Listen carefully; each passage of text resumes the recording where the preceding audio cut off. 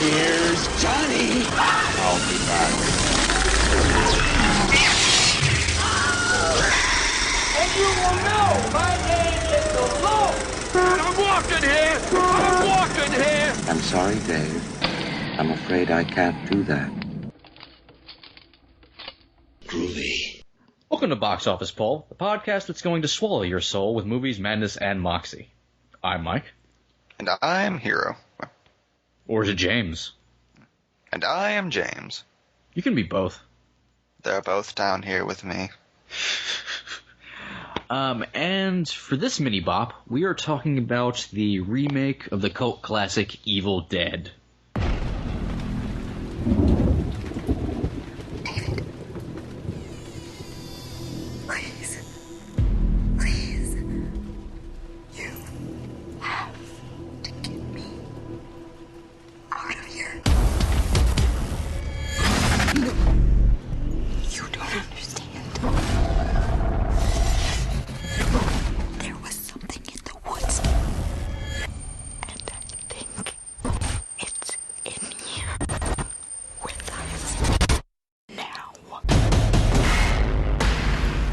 Something from that book. Something evil. This thing is attached to Mia's soul. We're gonna have to kill her.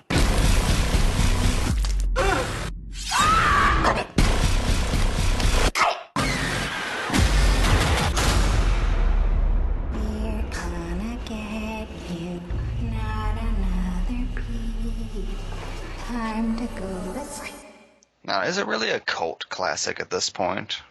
That's something that's always bugged me. Like, when people say that something's a cult classic when everybody knows it and likes about it.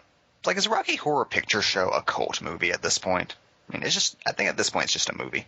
No, I would say even though people know the name, I would argue a lot of people didn't know the name The Evil Dead. Rocky Horror Picture Show is kind of in pop culture. But at the same time, I think it's a cult classic because it's still a niche amount of people who've actually seen it. Now, when things like The Crow are called a cult classic, it gets a little more shaky because arguably, like, a very high population has seen something like The Crow. But like, well, do you judge it by how many people have seen it or have heard of it? Because I think everybody's heard of at least Army of Darkness. Yeah. I mean, we're talking about like the original Evil Dead, though. But do you include just the one movie or the entire series in this? And that's when it gets a little shaky. Because, like, when you actually bring up, like, you see The Evil Dead, people will talk about, Ash and Groovy and all that. But, like, a lot of people, I think, who've seen, like, Army of Darkness and Evil Dead 2 really aren't aware about that much about the first one. Yeah, they have a tendency to think they've seen the first one when really they're just remembering Evil Dead 2. Yeah, which is technically just Evil Dead when you really think about it. It just happens to have a 2 in the title. What we're saying is Sam Raimi likes to screw with the time stream. Yeah. Though I do have a theory that it does take place in just an alternate universe. Now, I like to think that it's a direct sequel to the first movie. Ash was just stupid enough to go to another cabin that also had a Necronomicon with another girl named Linda. This time he's just fucking zany. Like, he went insane in the events of the original movie. That's why he's so crazy in Evil Dead 2. Well, that was a tangent. Maybe it's like no, I'm not done. Maybe it's like a 1408 thing, and he's just reliving his time in the cabin over and over and over again. I told you not to go into 1408. That's the only thing I remember from that trailer. Good movie, though. It's just an evil fucking room. But we're not here to talk about 1408. That's for the next episode. A cult classic. We're here to talk about Evil Dead. Not The Evil Dead, which is the original, but Evil Dead, which is the remake. It's very easy. Don't know why people get confused. There's a the in one, and there's not a the in the other one. And Justin Timberlake took care of that. I don't blame Justin Timberlake for everything. I didn't blame him for it. I like that there's no the. As do I. Anyway, so first of all, what do you think about the remake? Originally, I think, like with a lot of us, I was not particularly excited by the idea of an Evil Dead remake. Mainly because everyone just wants to see Ash again. Yeah. I still think that as much as I enjoyed this, I still would have rather have seen Return of the Evil Dead. With just old-ass Ash, like, doing his Bruce Willis thing. See, I'm too old for this Deadite shit. See, I never really had a problem with it, because Raimi and Campbell had talked about so long of doing a remake of the original Evil Dead, and that it would not actually affect another Army of Darkness movie. Which is a thing a lot of people never took into consideration. Which is like, there's a big difference between remaking Evil Dead and remaking Evil Dead 2. Yeah, a lot of fans completely missed that point. I mean, Fede Alvarez at Comic-Con, talking about the remake like 2 years ago, would be asked by fans who go up to the mic and ask if the movie was going to be funny. And it's like completely missing the point of what movie they were actually even remaking. It's like Evil Dead 2 is part of a series, whereas Evil Dead 1 is like... I accept the idea that Evil Dead can just be any number of things. Yeah. If that makes any sense. Like, it can almost be a spotlight for young directors. Like, the Evil Dead remake is very much a faithful remake in terms of spirit, where it's just a couple of first-time filmmakers getting together and just kind of flying by the seat of their pants and just doing a very visceral, enjoyably trashy horror movie. Like, that's the spirit of Evil Dead. That's why I think, on further reflection, you actually can remake that and do something completely different and have it still be a faithful remake. Yeah, I mean, people forget that the Evil Dead as the original movie, which I actually just rewatched recently, is, essentially, when you really think about it, it wasn't a student film, but it's essentially a student film. Like, Evil Dead. Sam Raimi getting his friends out in the woods and shooting whatever popped into his head. Yeah, and it's a very simple concept as a straight horror movie. It wasn't until Dead by Dawn that Raimi, for one, found his voice as a filmmaker, and two, took the concept and built onto it something else that, once again, fit his voice. Like, he essentially did do it all over again with Evil Dead 2, and he made something else. Also, I would say that the original Evil Dead isn't that good of a movie. No, I mean... I'd say it's interesting to watch from a historical standpoint, and it has its charm, but I'm not one of those people who's like, man, let's all gather around and watch Evil Dead. Yeah, it's not that fun. Let's watch this student film from the early 80s. Yeah, it's like watching the student film version of THX 1138. It's like, or we could just watch the actual version. Like... It's not blood simple.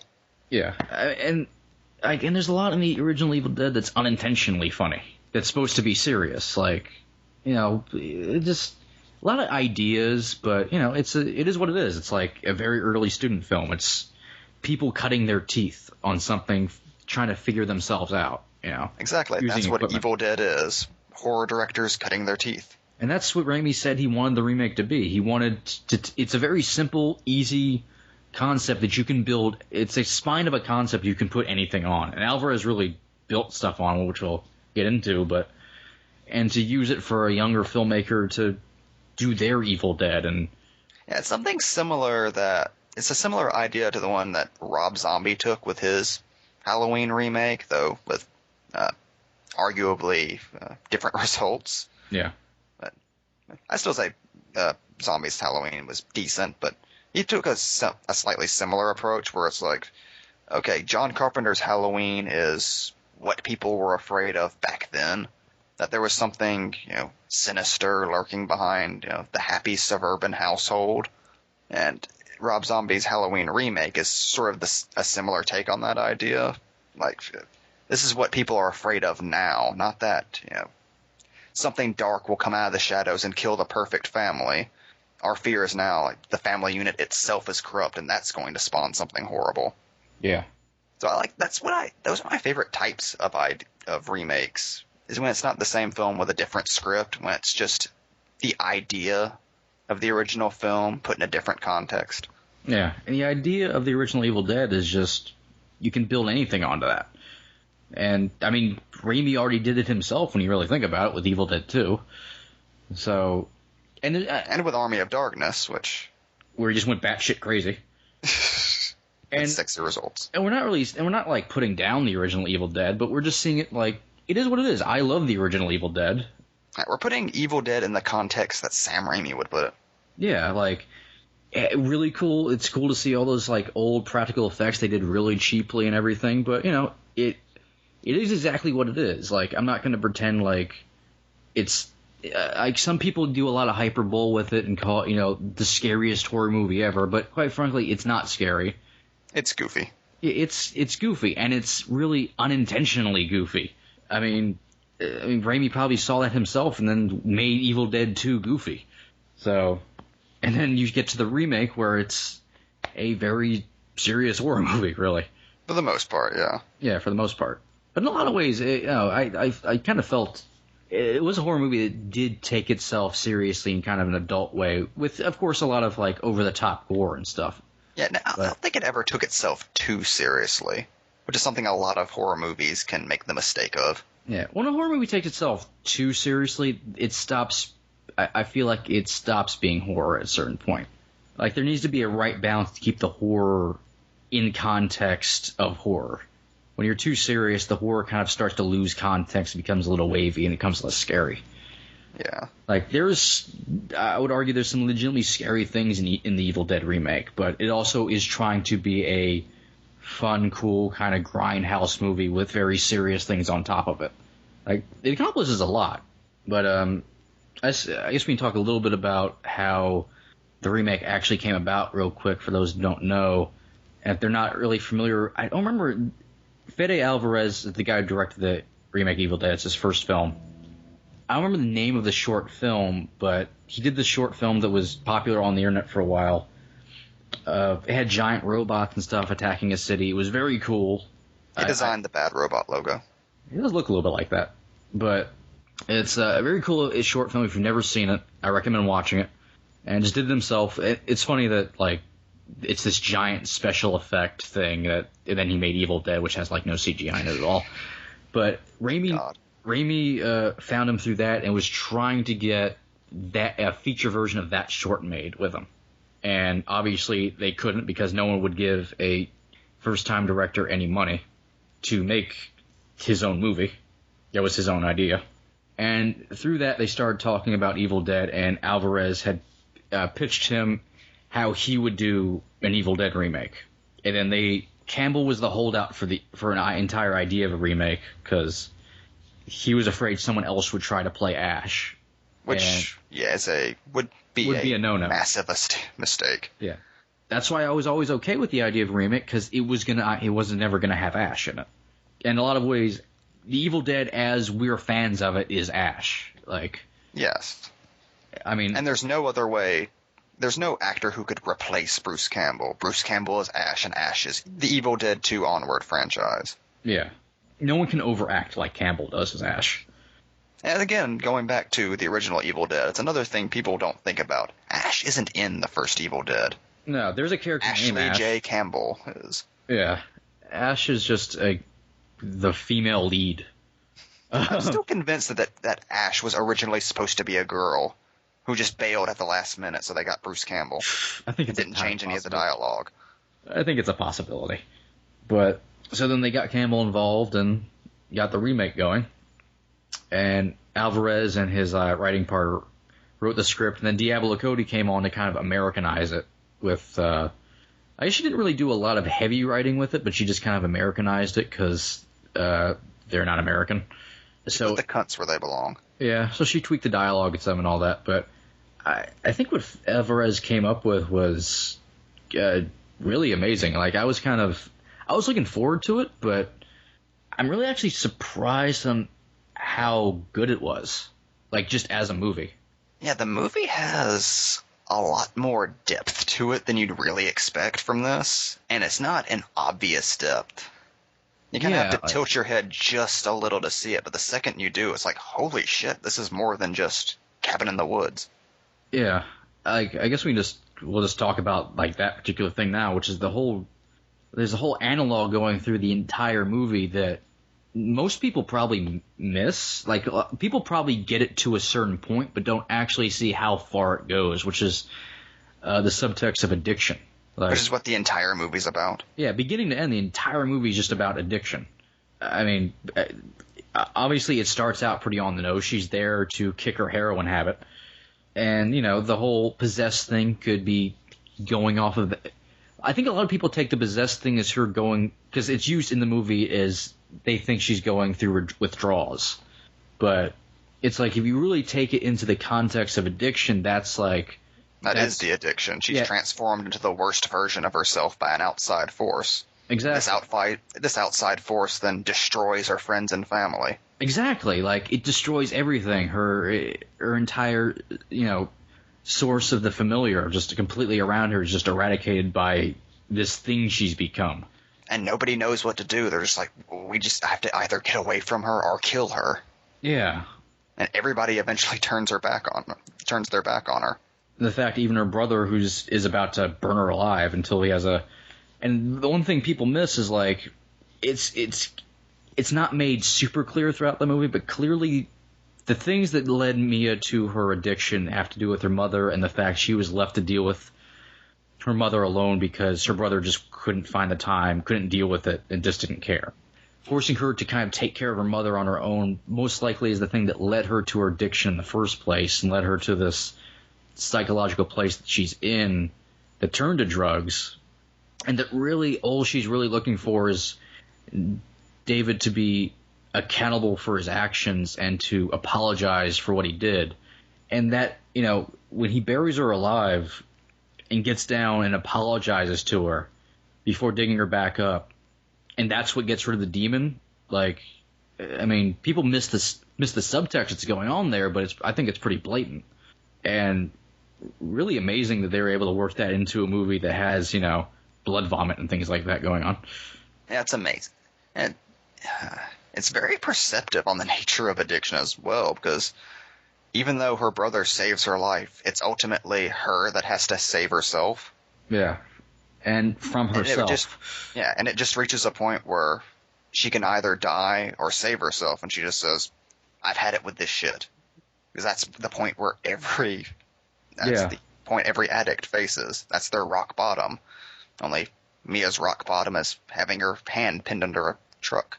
And at first I wasn't like 100% into the abomination having Mia's face, but when you bring in the subtext into it, it makes so much sense and is so perfect that it couldn't be any other way but her having to defeat this evil, twisted version of herself finally. And when you view the book itself as like a metaphor for drugs, it even goes beyond Mia. When you look at the first scene where it's almost like this fucked up intervention that's going on. Yeah. Or it's like the dad hiring people to take his daughter to rehab, only they're burning her at the stake. I love that opening, by the way, because it's just so weird and... Like, why are there deformed people there? It's the fact he keeps saying mommy and things like that. It's so strange. CGI fire, but what can you do? Yeah. And mentioning David, like, I loved how that character went so against the stock rugged guy with a dark past who's in every horror movie. Yeah. Like, he never becomes a hero. He's just a complete douchebag. Yeah. And is underwritten perfectly. Like, there's just not a lot to that guy. And he has no idea what to do. Like in the scene where Mia can clearly tell that there's something going on. And he's just standing there like, it's all in your head, Mia. Just go to sleep. Yeah. Bye. He has no power at all. Because that's what a family member who's going through addiction, like, that's how they render their family members. Yeah. It's like, I don't know what to do, so just stop doing that thing. Yeah, please just stop. Bye. And there's even more of that, like, apparently in the original cut of the movie, where it's like, you know, his girlfriend Natalie got cut out a lot to the fact she's pretty much a non-character in the movie. Yeah, that's one of my complaints. That it seems she's a ballast character, and also, who brings their girlfriend to an intervention? Yeah, well, apparently that was originally the thing that played into it, which was who brings their girlfriend to an intervention. That was supposed to show how serious David was really taking the whole situation, was that he brought his girlfriend there like it was a fucking vacation. But since a lot of Natalie's part got cut out, she ended up just kind of being there, and that kind of got lost. But the whole but that was actually part of the plot of the movie, which was David, being that sort of irresponsible to bring his girlfriend to his sister's intervention. Like, that was no big deal, and not really getting it. I was very worried in the middle of the movie when it seemed like David was becoming the main character, and it seemed like they were trying to turn him into their version of Ash. Yeah. Like when he starts taking charge and you notice that he's wearing denim. The Ash costume, you mean? And he passes by a chainsaw. Yeah. But thankfully he dies, and then out of nowhere, Maya becomes the main character of the movie, which is fucking genius. Like, Mia's whole character journey to the end of the movie where she becomes badass. Where she becomes the Ash character and you don't mind. Yeah, she's the female Ash. Yeah, because it's like at that point, if it was anybody else, it would be bullshit. But at this point, she deserves to be Ash. Yeah, it's perfect how they set that up. And Mia's really a really great character.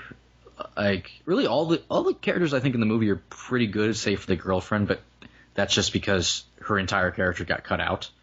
But like, you get a feeling for each character. Like Olivia, you get like maybe a little bit too take charge-ish, You get kind of a feeling for her that, they play like their backstories very easily. Like, she's a nurse, so she's taking care of me and stuff. So you get that whole idea for her character just through little things. Yeah, there's never that moment where everyone sits down and talks about their lives. Yeah. And their personalities completely splayed out in a really obvious way. You get little hints like maybe Olivia's a little bit of a prude or something like that. And then you get like Eric is, a teacher. So obviously, of course, he'd be interested in the book. And that's why he'd open it instead of just fucking around. All right, was it just me or was Eric like the most 70s looking dude you've ever seen? Yeah.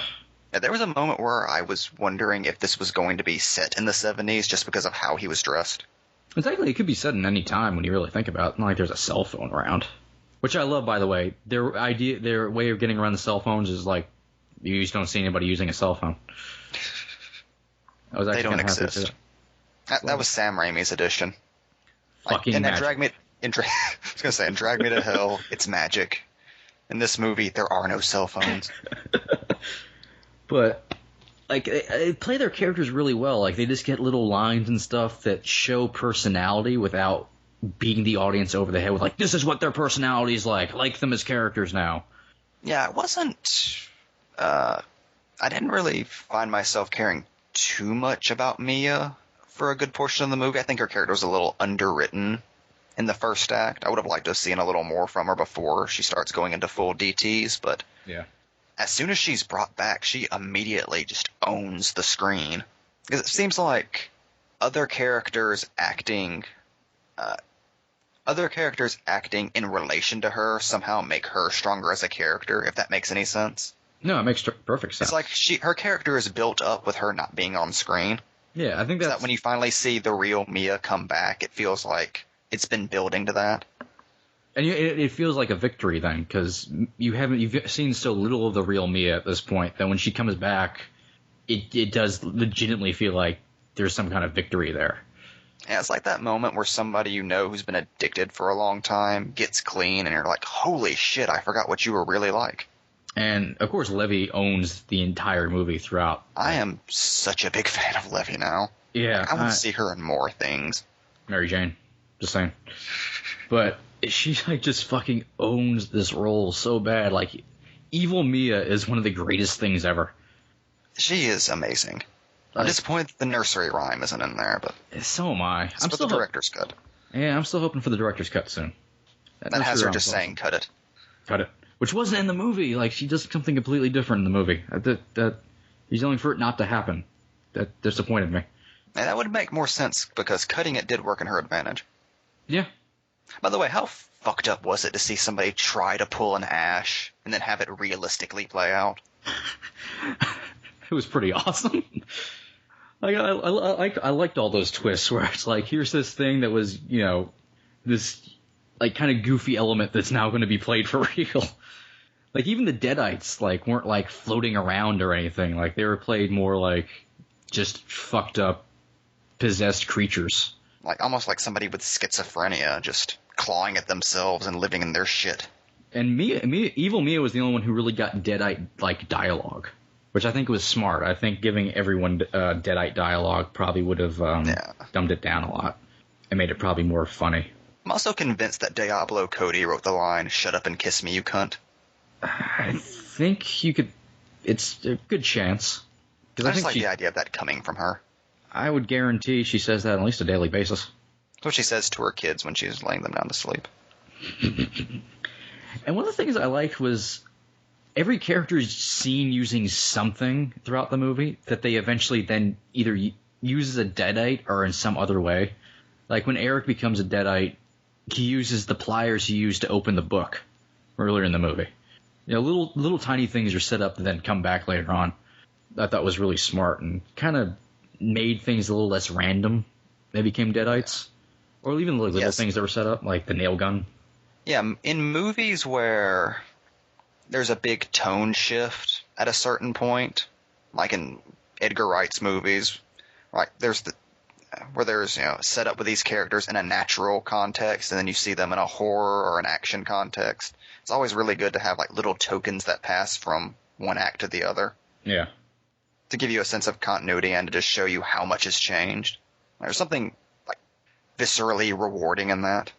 And it was played, and all that stuff was played really smart. Like, it's actually kind of surprising how intelligently some of that stuff comes off, and how intelligently it's crafted for like the Evil Dead remake could have been great either way, but it's like you kind of expect it to be more just schlocky fun than to see real like story, plot, and character craftsmanship worked into it.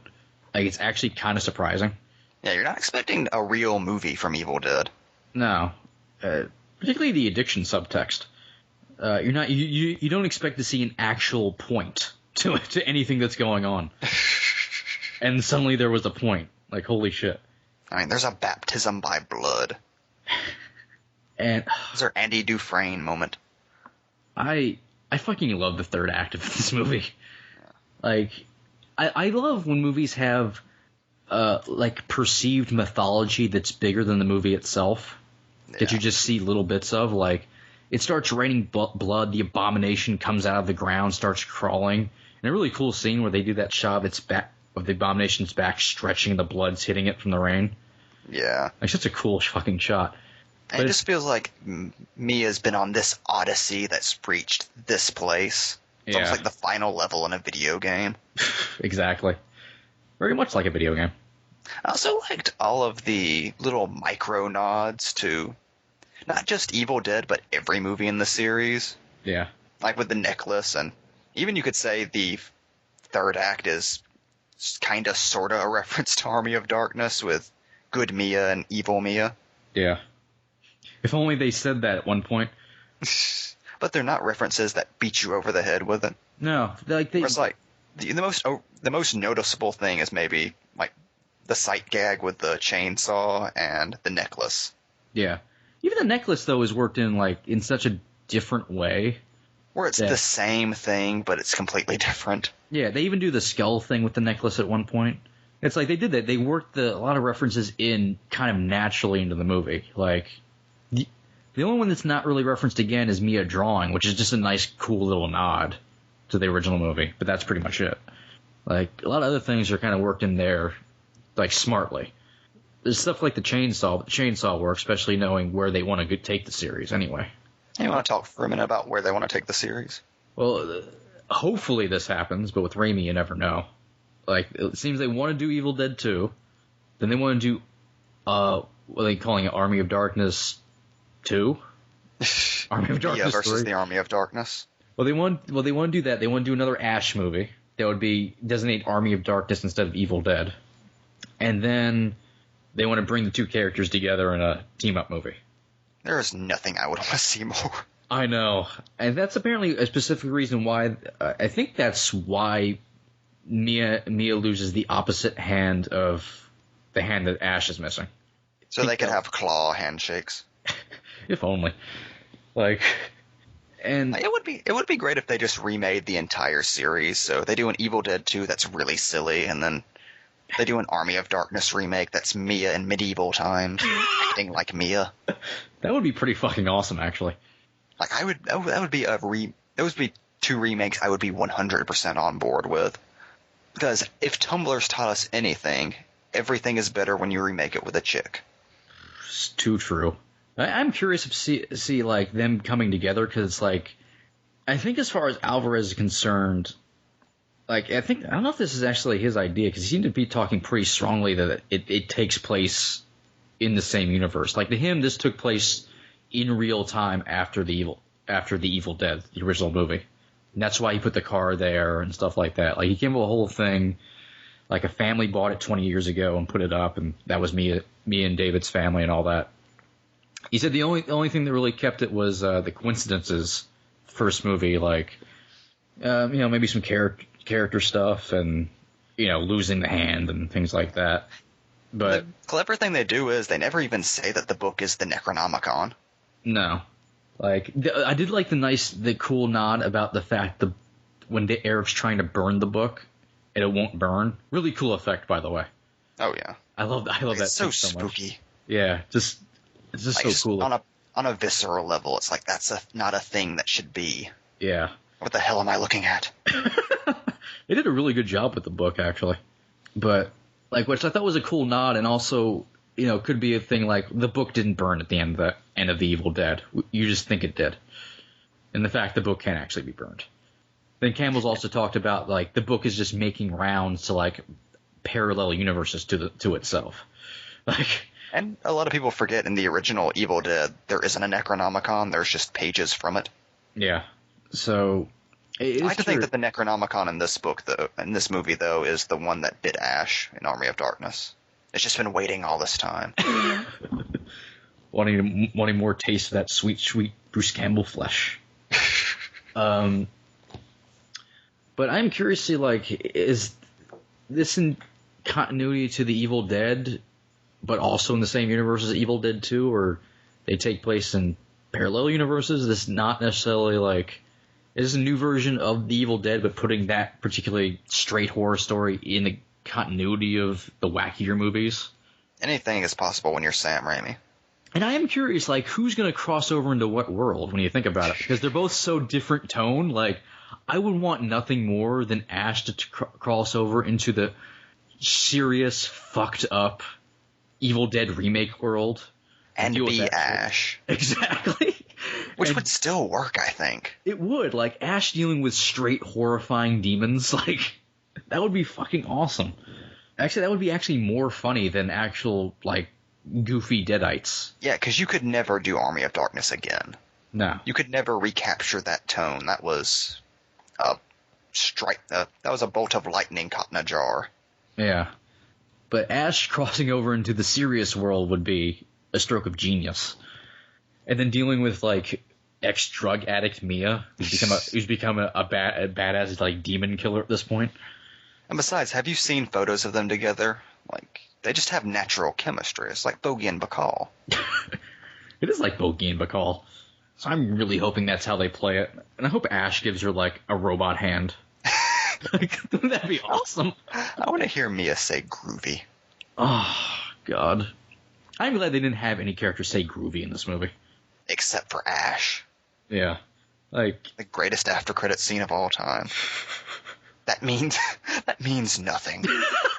It doesn't. It's just in there. It's just in there just to be there. Yeah, it doesn't mean a goddamn thing. Well, I think you kind of look at it like, okay, Ash does still exist in this universe, or it's Alvarez, or it is exactly what it was, which is Alvarez pointing a camera at Campbell and say groovy, and then look at the camera, and that's it. I think even Campbell said, like, he just made me do it. It wasn't my idea. So I'm really hoping, like, I think Alvarez and Levy talked about at Comic-Con this year about Raimi and Tapper and Alvarez are still talking about the getting the story down for the sequel. And then hopefully Army of Darkness, whatever the fuck number they use, comes along. Which I want them to call it Return of the Evil Dead just to confuse the Return of the Living Dead people. And the Evil Dead people. the remake people. But hopefully that comes around. They seem to be pretty hell-bent on doing that, though. And one thing about the remake a lot of people don't think about, which is the fact that a movie named Evil Dead just made a shit ton of money. It's kind of amazing. Yeah, is amazing, and also helps an actual new Evil Dead movie with Ash actually get made, which I think Campbell's actually talked about a lot. Yeah, which wouldn't have happened otherwise, more than likely. Yeah, it was like Raimi and Campbell have talked about that a lot, which is they tried for a while, but they couldn't actually get it made just from a money standpoint. But now, I mean, Sam Raimi couldn't get Spider-Man 4 made. You think he could make another Ash movie? Exactly. But now it's looking like their plan could pay off. I mean, I still can't believe Evil Dead made that much fucking money. I just want to see Ash again so badly. There is no character I miss more. I just want to see what old Ash would be like. Like, is he still working at S-Mart? Is he manager? They should just skip ahead. Manager. I was about to say, they skip ahead now, and he's just assistant manager. Like, all these years later, that's how far he's gotten. He's still in housewares. Like, he never fought a Deadite again. He just saved that one chick, and that was it. It's really disappointing. He was just the one Deadite left over, and that's it. It'd be interesting if they followed the Evil Dead tradition and completely disregarding the ending of the previous movie. And it just begins with Ash in the future, like in the original ending. And somehow the future involves Mia in some weird way. It would be weird, like, if we go by Evil Dead 2 logic, then in Evil Dead 2 with Mia, a portal could open up and take her into the Army of Darkness world, and then Ash is there at S-Mart. You don't know. That could happen. It could happen and would require no more explanation than a portal opens up, because it's Evil Dead. Exactly. I'm curious, like, how much bigger, like, epic hell stuff could they get into? Like, they had it rain blood, and the abomination from hell comes crawling out of the earth. I think Sam Raimi's gearing up for his own Avengers. Like, he's gonna bring Darkman into it. It's gonna be awesome. That would be fucking awesome. He somehow get Neeson back. Neeson would come back for Darkman. I sincerely believe that. I think he would. Just fucking take it. That's my Darkman impression, by the way. Take it. Just fucking take it. He has to rescue Darkman's daughter. Julie! Junior. The fucked up thing is I was about to make that same joke. But anyway. The Evil Dead remake. Box Office Pope recommends Evil Dead. I do. I'm going to be honest with you. I fucking loved the Evil Dead remake. Watched it back to back 2 nights in a row. I wish I could have. I had a weird experience where up to the third act I was like, this is okay. Then that fucking third act played out and like, I love this fucking movie. And it's a third act you don't see coming. Like, no. Like, oh, this shit's suddenly happening. And somehow it doesn't seem like it's not your average horror movie third act. Even though it's just Mia and evil Mia fighting while it rains blood, which should be a cliched ending, and yet there's something about it that's not like anything you've seen before. Yeah. It's like I said, with like, besides the vibe, it's like the mythology they kind of set up with the book now. Like, there's so much, like, it almost feels like you're in hell while it's going on. I mean, it is in hell and trying to get out of it. And also slowly becoming a badass. With a fucking chainsaw. The quietest badass arc of all time. It is really a quiet arc. She's like Sans in Once Upon a Time in Mexico. Just all of a sudden you realize you've been watching a character arc. We cannot say enough great things about how awesome Jane Levy is. Just watch some of the behind-the-scenes stuff of her just in a hole as evil Mia, just for about 5 minutes straight, just doing evil things and laughing at herself. I think they used some of that. They used a ton of it. Like, there's a ton of that in the movie. It's funny watching the behind-the-scenes stuff and rewatching the movie and then seeing all that. It's pretty fucking interesting. And for the most part, all the acting across the board, I think, is good. The guy who played David's a little shaky. Weirdly, in the bigger scenes, he's better. There's some small stuff. Like when he finds out Mia OD'd, terrible. Yeah. when he's To be fair, I apologizing to think Mia. David is just one of those guys. Yeah, there's also that. Oh, bummer. But or even when like Evil Mia's talking to him while he's burying her, he like, please shut up. It feels like he's trying really hard. But then when he's apologizing to Mia after he buried her, he does, I think, a really good job. So it's a little mixed To be bag. fair, please shut up is what I would say to my sister in that situation. That is true. Oh, wait, creepy seeing your head in the bag like that. Yeah, that's an unsettling thing to see in a serious context. Yeah. When you know she's not going to dance. What if she did though? I would love to have seen Mia dance as Evil Mia. Oh, But as Hero said, Box Office Pulp recommends you Evil Dead, the remake. I And, also recommend Evil Dead. oh yeah, we also It's a recommend fun Evil time. Dead and Evil Dead 2 and RV of Darkness. And also Return of the Living Dead. Great It's a good movie. time. We'll watch Return of the Living Dead. Oh, Trash is taking her clothes off again. Turn the lights up. Anyway. I've been Mike. I've been James. And Kunda, Strata, Montasa, Ganda. Yeah. Deal with that shit now. Groovy. And like that, he's gone.